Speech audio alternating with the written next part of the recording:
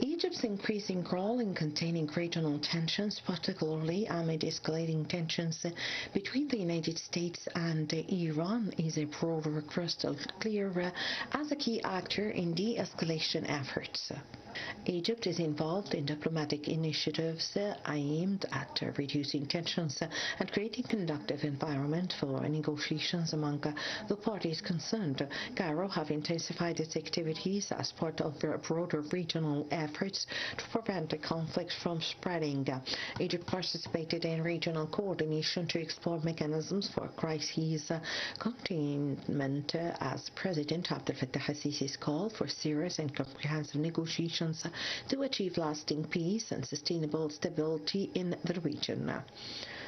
Intensive moves led by Egypt in parallel with its regional partners sought to secure a minimum level to calm that would allow the crises to shift from the logic of confrontation to that of negotiation. These efforts reflected a deep awareness that moments of anticipation. It is important to note that the choice of Islamabad as the venue for negotiations reflects not only a logistical dimension but also carries political significance related to the role of regional mediating powers, most notably Egypt, Turkey and Pakistan, in attempting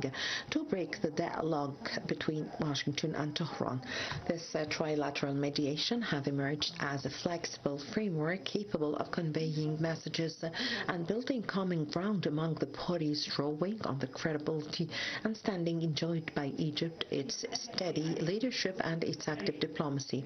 Egypt's role in this context have appeared as a key factor not only because of its regional weight but also due to its accumulated diplomatic experience in managing complex crises and its ability to bring together distant parties through balanced and pragmatic approaches. Cairo is acting within the strategic vision that links field de-escalation with the launching of a comprehensive political track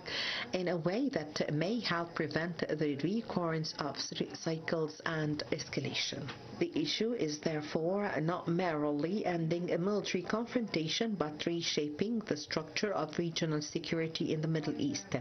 Egypt, by virtue of its position and history, is well placed to play a central role in this transformation by promoting a model of security and cooperation that balances national sovereignty with collective engagement in a regional framework under international auspices, thereby laying the groundwork for a more stable phase in a region long marked by structural imbalances.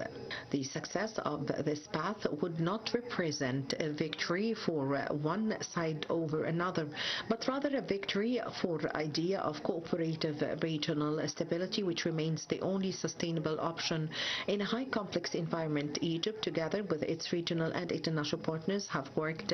through visits, contacts and multiple channels to advance a formula that combines requirements of halting the fighting, containing its repercussions and preventing its expansion, with a broader vision for regional security and cooperation and imperative of international stability concerning the security of navigation in the Gulf of the Strait of Hormuz, Bab el-Mandab and the Red Sea. The Egyptian vision for building a regional security and cooperation framework has adopted a broader outlook, drawing on historical models such as the European Union. In the midst of this critical moment, the Egyptian role has gone beyond conventional diplomacy, amounting to a leading and active contribution alongside partners such as Turkey and Pakistan in the negotiating track at a highly sensitive time when the calculations of war and peace intersect. Egypt have moved along multiple tracks, combining direct contacts with undeclared messages to help steer a complex process aimed at moving the crisis from the brink of escalation to the negotiating table. This role is rooted in a long-standing strategic record in managing regional crises, as well as in the geopolitical position that makes Cairo an indispensable actor in any equation related to Gulf security security, the Red Sea, the international freedom of navigation. Egypt have succeeded in shaping a balanced approach that does not align with one party at the expense of another, but instead focuses on creating common ground that allows all sides to preserve a minimum level of their interests. More importantly, Egypt have not confined itself to managing the immediate negotiating moment, but have also sought to influence its strategic outcomes. It recognizes that any partial or temporary agreement will not be sufficient to ensure lasting stability, and have therefore worked to link immediate de-escalation with a broader framework for a comprehensive settlement that addresses the roots of the crisis rather than merely managing its symptoms. Here lies the deeper dimension of the Egyptian role, not only facilitating negotiation but also contributing to shaping the settlement's future. This have been reflected in efforts to prioritize issues such as maritime security, non-aggression, and confidence building with a negotiating agenda in a way that could pave the way for a more sustainable regional security framework. This vision aligns with Egypt's broader approach to regional security and cooperation based on inclusively non-exclusion and a linkage between security and development as a pathway to long-term stability. What Egypt is undertaking today goes beyond traditional mediation and moves towards contributing to the reshaping of the region's